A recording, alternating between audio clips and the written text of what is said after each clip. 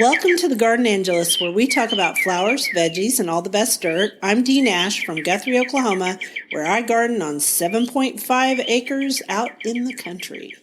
And I'm Carol Michael from Indianapolis, Indiana. I have a suburban garden measured in square feet. It's less than a third of an acre.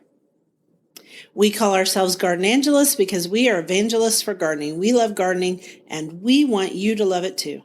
Yes, we do. And we aren't afraid to spill the beans and tell all of our gardening secrets, the good, the bad, and even the ugly.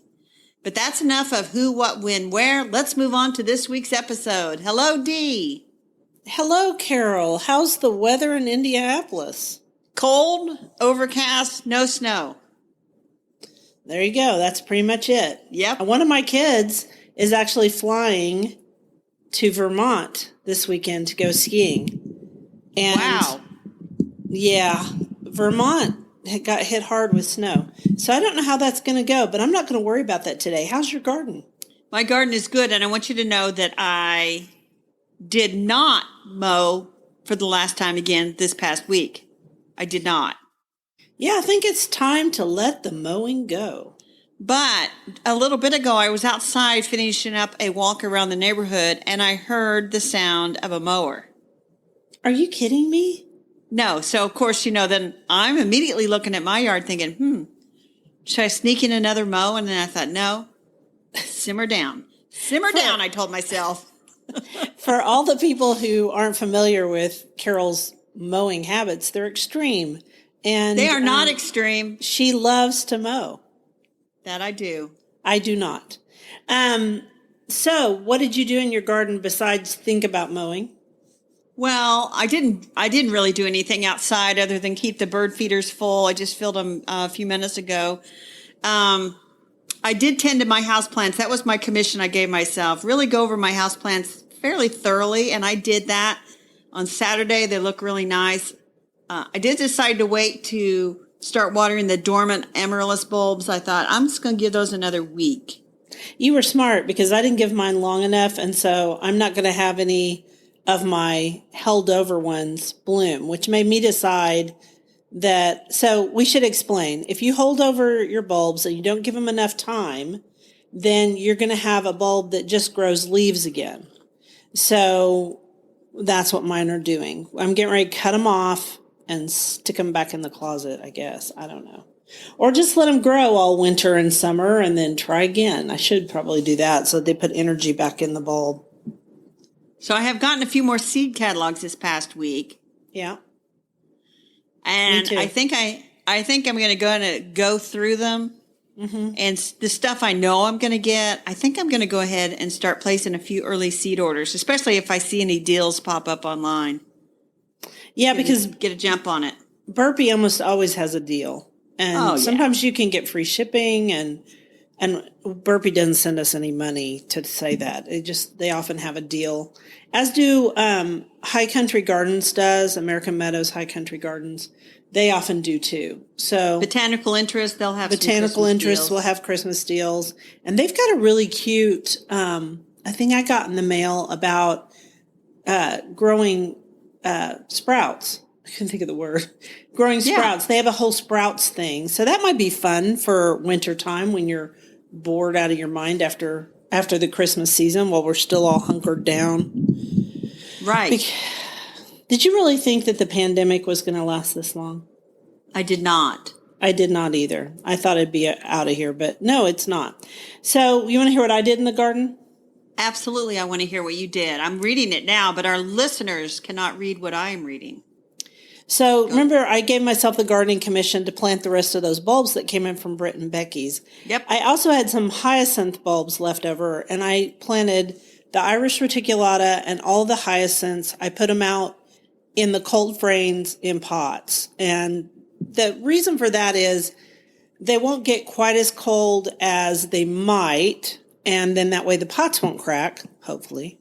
And then on top of that, it gives them that good cold period so that they'll grow at a normal time, but also they won't get too much rain because I've got them slightly covered. I have it vented. And so this is all an experiment. And I think we need to talk about how sometimes we just do experiments. We do. You know, we don't know if it's going to work. I'm going to give it a try. And sometimes bulbs will rot if they get too much rain. And we're supposed to have kind of a wet, warm winter. So we'll see how that goes. And then I took the Byzantine glads. Have you ever grown Byzantine glads? I don't know if they ever winter. I have not. I do not think that they overwinter. I'd have to look that up, but I have not grown those. No. So I planted a whole bunch of them out in the back garden where the heritage bearded iris are and where my two little Rosa glaucas are. My Rosa glaucas are 6 inches tall. I think that's going to take a long time for them to do anything, but they're still alive, so that's good. I'll give them that. We also fixed the fence in the back garden where the limb fell on a fence post and broke it. That's what I did this week. Once again, you make me look like a slackard, which I am. I don't think you're a slackard at all. I think it's going to get cold here and I'm not going to be doing anything. But maybe this week I don't know. When we get to the garden commission, I'll talk about that. I'm going to go ahead with our first quote. Are you ready? Yep. In the desert, trees take root, fresh from his creation. Plants and flowers and sweetest fruit join the celebration. And that's from Christopher M. Idle from the song When the King Shall Come, which we sang in church this weekend. And I thought, oh, you know what? That's a good quote to use. That is a good quote to use. We, of course, are doing all kinds of Advent songs at church right now. And I love the Advent songs. We did Lo, a Rose Ere Blooming. We could have used that, too. Maybe next week. Maybe we'll use quotes from that next week. Yeah. Yes. So our flowers. Yes. This week we're going to talk about the All-America Selections winning flowers for 2021. And they have announced 3 of them. And so we thought we'd highlight those 3. And also All-America Selections. The nice thing about this is not the breeders touting themselves or marketing people. These are plants that have been grown in gardeners' gardens, and they rate them, and then based on those ratings, they get this designation.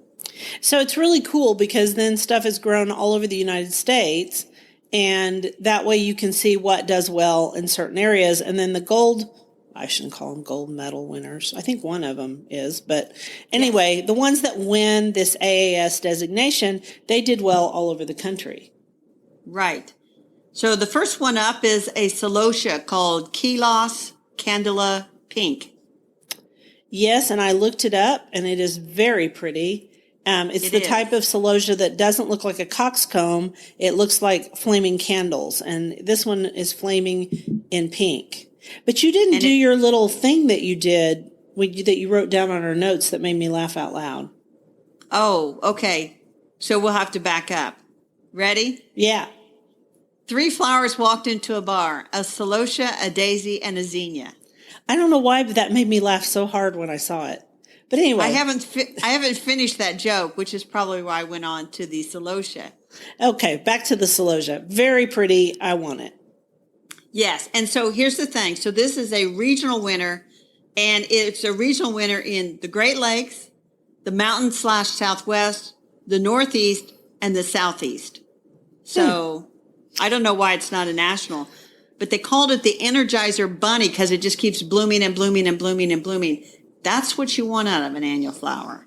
Constant It sure is. It's only available in plant form, which means that's probably why it blooms and blooms and blooms, is it doesn't set seed.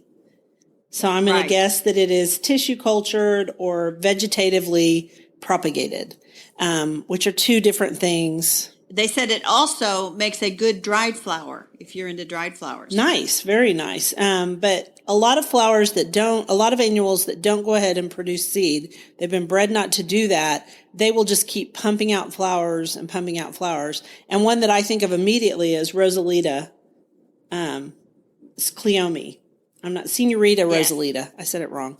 Senorita Rosalita Cleome. It's another one that doesn't put out seeds, and so it just blooms and blooms and blooms. And this is a very pretty flower. I think I should put that on our Instagram with their picture. You should put their picture on our Instagram. Yes. Yeah, I should. So what's next? So next is a leucothymum, which is a Shasta daisy. Sweet Daisy Bird, it's called. Yeah, whenever we look at leucanthemums, it's hard to say. Sweet Daisy Birdie. Sweet Daisy Birdie. Okay, so it's considered very robust. It has long-lasting blooms, lots of longevity in the garden, down to zone 3. So this one's hardy to zone 3. Wow. Right. Now, it's a regional winner for the mountain and southwest, but I would still try it here. Yeah, it might be worth trying. Becky was the perennial plant of the year, and it's still the gold standard in Oklahoma, at least. This one's really, here. really pretty, though. I mean, it has a sweet, sweet little face, and then these long, I'm going to guess those are just sepals. But, and all the nectar, if there is nectar for this plant, would be down in the center. Very pretty. It is a lovely plant, and I love that name, Sweet Daisy Bird. It's Birdie. Birdy. Sweet Daisy Birdie. And they note it is a pure white flower. And so a couple weeks ago, we talked about white gardens. Right, because they look good at night in the Moon Lady. Sweet Daisy Birdie might be your baby. Yeah, might be. I don't know. And then our third one I'm pretty excited about, and it's a zinnia, and it's called Profusion Yellow Bicolor. Anytime you can get a bicolor and a zinnia, that's fun. And it won the gold medal. Yes, and that is very exciting. So it is beautiful. It reminds me a little bit of Gaillardia with that two-tone. Yeah, it looks a lot like Gaillardia, or it looks like a coreopsis, a two-tone coreopsis. It's a compact plant, lots of blooms. You know what? I don't care if you don't like yellow. This is school bus yellow on the outer parts of the petals. Yeah, it is. I don't care if you don't like school bus yellow. I think that this one should be tried. I think it should be too. And also the colors change as the flower ages. So it changes from that bright school bus yellow to apricot, salmon, and dusty rose. So it sounds like it will be a really cool plant, and it produces lots and lots of flowers. So that's exciting. I hope we see it in the stores. I do too. It's a profusion, and that's like a whole line of zinnias. Right. And they said this one's also great for containers. So, bingo. We'll have links to all these flowers on the show notes. Now, we haven't really gone out and say, hey, are these things available? So we'll have to do that at some point, especially if we want them. Yeah, no kidding. Now, this one does come from seed, so I bet you can find the seeds. You can almost always find the seeds. When you can only find it as a plant, it's a little harder because you've got to get, companies to grow the plants. But seeds are pretty easy to find usually. So I'll be interested to see how that one comes out. I want that one. Yeah, that one's adorable. I also like the first one too, but it's from a plant. So those are our 3 flowers, and I just think they're really, really pretty. And if they are big bloomers, how exciting. Yes. All America selections, it's good stuff there. Usually, yeah. Ready for the vegetables. Here's our quote.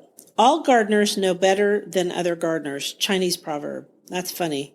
I don't know if that's really a Chinese proverb, but it's funny as all get out. It is because, I thought it was appropriate for this because there are all kinds of gardeners that grow these plants and rate them for the All America selections. They're grown in, by master gardeners, various public gardens all over the country. They grow these things. And you can actually visit All America Selections trial gardens. There's some in almost every state. There are. And here in Oklahoma, one of the places that they're grown is Oklahoma State University, right over by the visitor center. If you go out the side, they have the whole entire test garden out there. And it's all labeled, and you can take pictures and see how those things do in our climate, which is great. So here's my attempt at a joke. What do a shallot, a pepper, and an acorn squash have in common? What do they have in common? I haven't finished that joke either. Well, we can say they're all AAS winning vegetables for 2021. Yeah, but that's not hilarious. That's not the joke. I know. No, I get it. I think I'm going to start a whole line of jokes where I do the first line, three plants walked into a bar, or what do these 3 plants have in common? And people waiting for the punchline, and then I tell them. No punchline. Yeah. I don't know if that'll do well, but you enjoy doing that. So the first one is Echelon creme brulee. It's a shallot. Yes. A shallot. A That's shallot. crazy. And this is the first ever shallot to become an All-America Selection winner. Huh. That's interesting. Yeah. It is a very pretty shallot. It is purple. It's a purple one. And it has very thick rings, which you want that in a shallot. You get more shallot bang for your buck. Right. And it says they're earlier to mature. Yep. And they have a slight citrusy flavor when eaten raw. I've got to say, I don't eat shallots raw. I cook them in food. Usually I caramelize them. Right. So they say that the natural sugars are enhanced if you caramelize, and they don't have any overpowering aftertaste. And they are easy to Very peel. Interesting. So, and they're also container suitable. Right. I was just going to say, if you're growing in a container, and this was a regional winner in the Great Lakes, the Southeast, and the West Northwest. There you go. If they're easy to peel, they have my vote because I really hate peeling shallots. Yes. I'm lazy. I really am. Okay. So that's the first one. The next one, the pepper, is called pot a pino. It's a hybrid. So it's got jalapeno in it somewhere. It's a jalapeno pepper that's compact enough to grow in containers, and they show it in a hanging basket. Yeah, that's interesting. It is interesting. Again, I mean, that's all the rage is containers and patio gardens. And, a jalapeno pepper plant can become a rather large plant. So this is really something nice. Yeah, it looks like it has really bushy leaves, according to this photo, and it's very pretty. It's a pretty plant, and that's what people want in these backyard sanctuary gardens that they also eat out of. They want the plants to be attractive and produce fruit. Yes, and this one got a regional award in the Great Lakes and the West Northwest. Very interesting. Now, the third one is a squash called Goldilocks. It's an acorn squash. Yeah, and do you like acorn squash, Dee? I think it's okay. I don't love acorn squash. It's nice with, like, if you're making pork chops, it's a nice side dish along with some caramelized apples. That would be good. If you put a little bit of cinnamon and butter in it when you bake it. Yeah, the people that I know, and I'm not a big fan, it seems like this is one that they almost bake it like it's a dessert with sugar and cinnamon. Yeah. Yeah, a little sugar helps too. But you don't have to have sugar if you bake it. If you bake it well, it'll, increase the sugars within the plant. So it has high yield, disease tolerance, and a nutty flavor.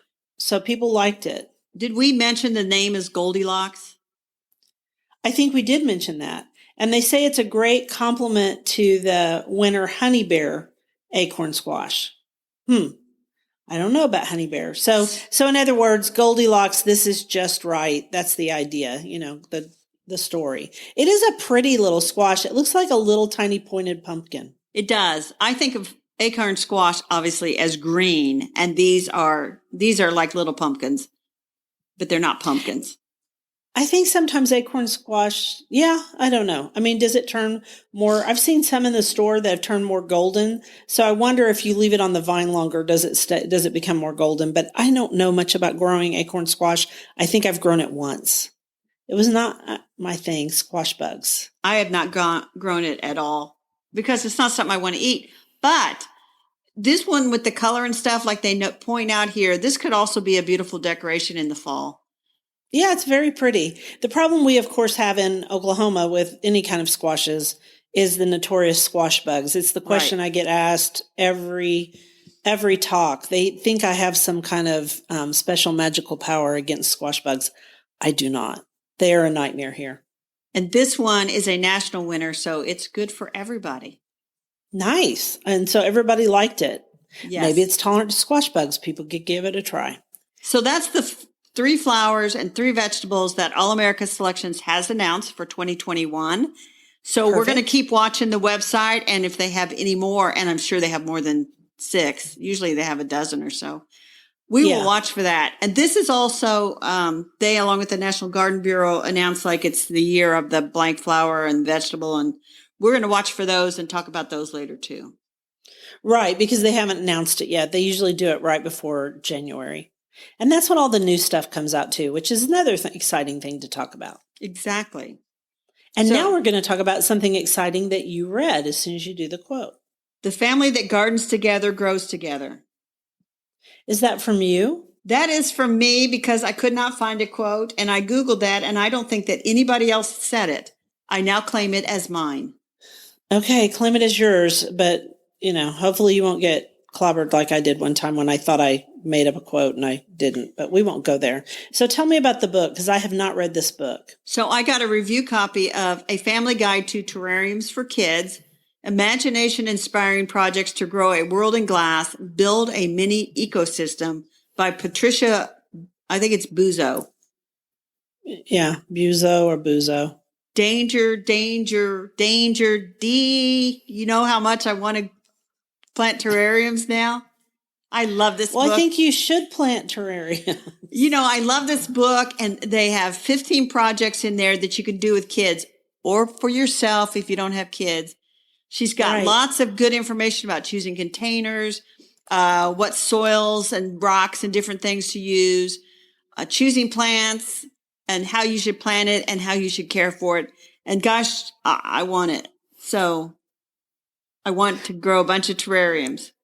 Okay, well, why don't you just pot up one terrarium? Oh, that's so boring. I will pot up a terrarium. I think I only have one right now. I pot them, when I get bored, I pot up terrariums in January and February. And I still have one right by my bed that's in this really pretty container. I know a good place to buy containers too. Where's that? TJ Maxx and Marshall's. They almost always have a bunch of containers really cheap in their glass section in the center, and that's where I got all of mine. Also, they mentioned secondhand stores that you can also find glass containers sometimes in those. Mm-hmm. So the author, Patricia, has a terrarium store called, I love this name, Doodle Bird Terrariums. How cute is that? That is so cute. And we're going to include a link to not only the book, but also her online store so you can see that. But right after I ordered gifts for my great nephew and great nieces, I thought, you know what I should have done is I should have gotten copies of this book and like some empty terrarium containers and a little bit of soil and all the stuff and made like a little kit and then given them that and a gift card to go buy the plants. That would be a wonderful little gift. That would be a great gift.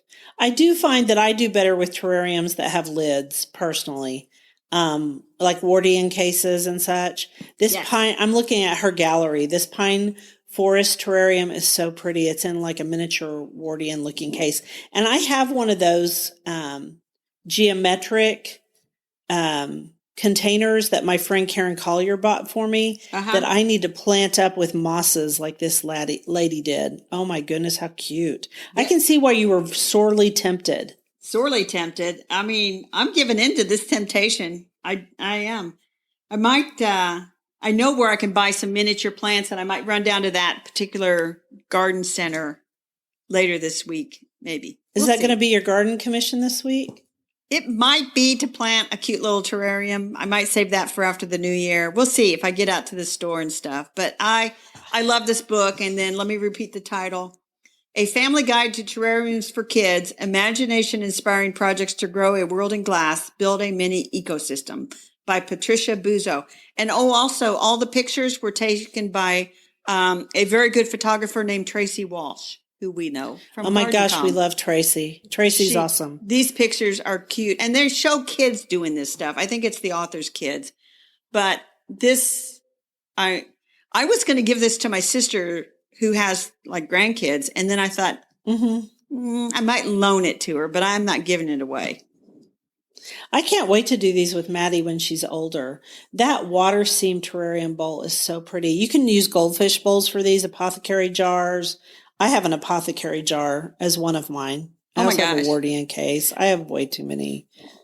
But see, I get bored in the winter, so I have to have things to do. I was going to say one thing about terrariums to people. What's that? Okay, so if the plants die, don't worry about it. Just replant them. They're cheap. Exactly. People over worry this stuff. They have this idea that if they don't succeed at a terrarium, if something dies, well, that's terrible. But eventually terrariums kind of outgrow their space and they smother out other plants, the plants in them, Right. depending on the plant. So Yes. just don't worry about it. If you have one of those plant smotherers, just pull it out and replant it and take away some of the others. And if some of them die, put in other ones and try again. It's not that big a deal. Exactly. They're cheap. Exactly. And just keep your containers because you can just replant them. Like I said, yeah. I've got one right now, just one. So I'm pretty excited, and I think I'm going to be doing terrarium stuff here soon.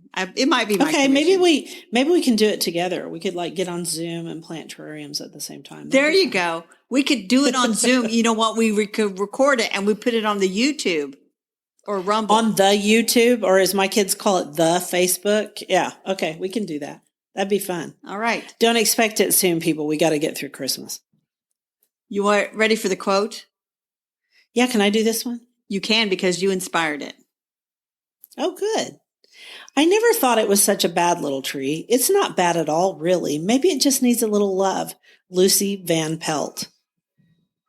From Charlie Brown Christmas. Brown Christmas, which is one of our very favorite shows in my family. And I even bought Claire Charlie Brown Christmas wrapping paper to wrap her gifts because she loves the jazz ensemble. Uh-huh.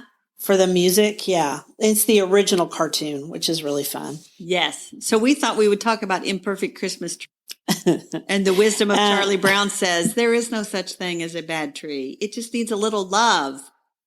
Yeah, just turn the bad side around to the corner.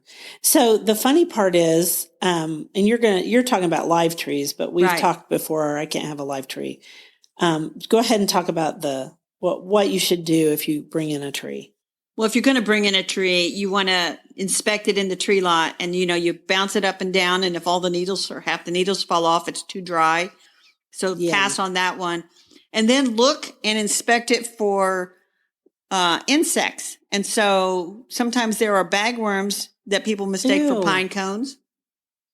And there should be no little tiny white casing on the branches further in. You don't want any of that. That could be like scale or something. And you bring those into the warm house and they will think that it's spring and they will come alive. Oh, I've just grossed you out. So anyway. You've totally grossed me out. And you should get the tree place should cut a new end on that stem so that it can suck up the moisture. And literally in a dry house like we have, you have to add water twice a day to keep that sucker going. Good luck to you. You do.